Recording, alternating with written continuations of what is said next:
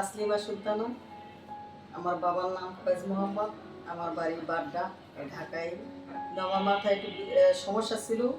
পরে ডাক্তার রাইসুল ডাক্তারের কাছে আসি, বলে যে ব্রেন টিউমার। তাই ওনার ট্রিটমেন্টে ইনশাল্লাহ আমি একটু সুস্থ।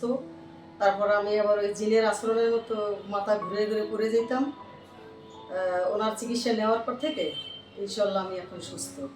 কিন্তু আপনারা এই হোমিও ঔষধের কাছে, হোমিও ঔষধ খেয়ে না খেলে বুঝতে পারবেন না। কিন্তু আমি অনেক ডাক্তার দেখাইছি, অনেক ডাক্তার ফেল হয়েছে আমার। তারপর আমার আলসার ছিল, গ্যাস্ট্রিক, আমার খুব বুক জ্বলাপোড়া করতো। আমি একটা মানে মরার মানে জীবনে বাঁচার কোনো আমার আশা ছিল না, আশা ছেড়েই দিয়েছিলাম। তবে উনি আমাকে নতুন করে বাঁচতে শিখাইলো, বাঁচার জন্য আমাকে বাঁচাইলো। আমি তার চিকিৎসা পেয়ে আমি খুব সুস্থ, এখন সুস্থ জীবনযাপন করতেছি। আপনারাও আসুন, এই হোমিও হলের চিকিৎসা নিন। ইনশাল্লাহ এ ধরনের রোগী, tumour, brain tumour, ulcer, gastric, পিত্তাথলিতে পাথর, তারপর ক্যান্সার, তারপর আরও আপনাদের বড় বড় দেহের মধ্যে কত রোগ আছে, কিন্তু ইনশাল্লাহ এইসব রোগের থেকে আপনারা মুক্তি পাবেন।